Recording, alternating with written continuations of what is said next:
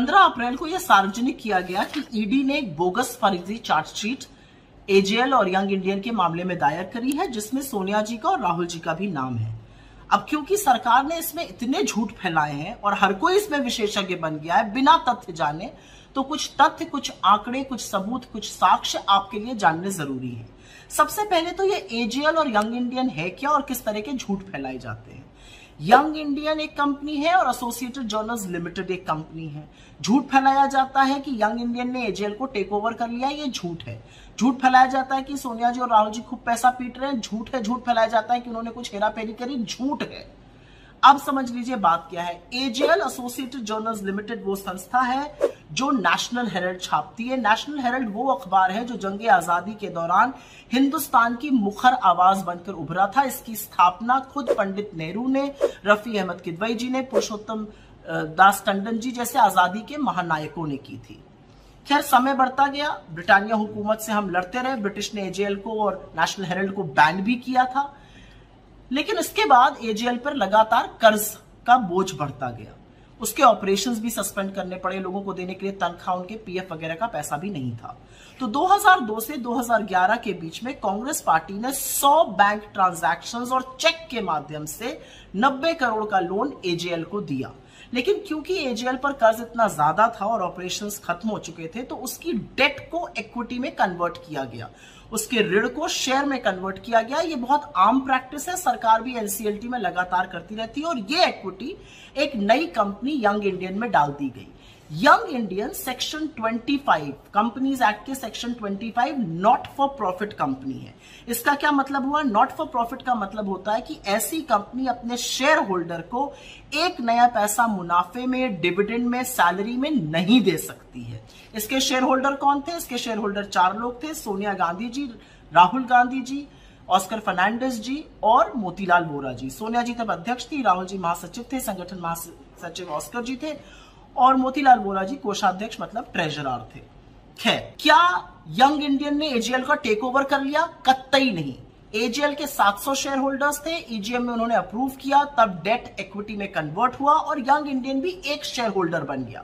AJL की सारी संपत्ति, उसके सारे एसेट, उसके सारी इनकम उसकी अपनी है।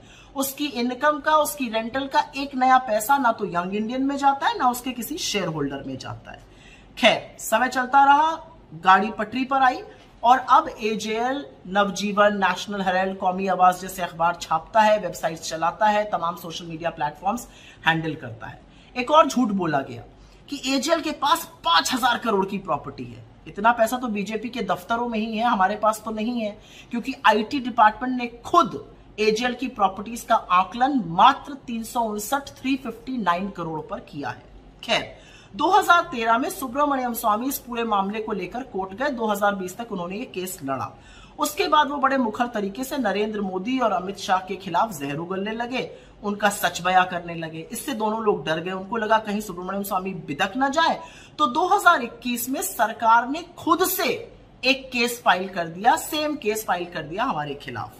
2023 में ईडी ने प्रोविजनल ऑर्डर ऑफ अटैचमेंट जारी किया। 10 अप्रैल 2024 को ट्राइब्यूनल ने इस प्रोविजनल ऑर्डर ऑफ अटैचमेंट को कंफर्म किया और शर्त यह थी कि 365 दिन विद इन 365 डेज चार्जशीट दायर होनी। अगर चार्जशीट दायर ना होती तो केस खत्म हो जाता। सरकार ने आनन फानन में, घबराहट में, बौखलाहट में 365वें दिन, 365th डे 9 अप्रैल 2025 को चार्जशीट दायर करी, जिसमें इन सब लोगों के नाम है। अगर आपके पास साक्ष्य थे, सबूत थे, 12 सालों से ये केस चल रहा है, आपके पास तथ्य थे, तो आपने पहले क्यों नहीं चार्जशीट दायर कर दी? आपको 365वें दिन के लिए इंतजार क्यों करना पड़ा?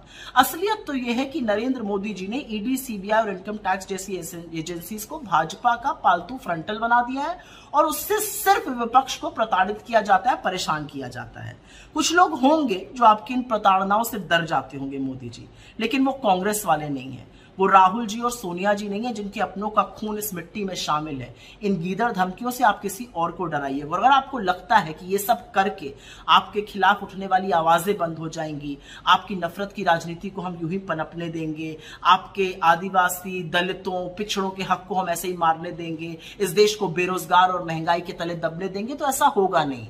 हम आपको मणिपुर से लेकर आपकी हर विफलता पर सवाल पूछेंगे, क्योंकि हम आपसे डरते नहीं है और आपकी इन गीदड़ धमकियों का हम पर कोई असर नहीं पड़ता है।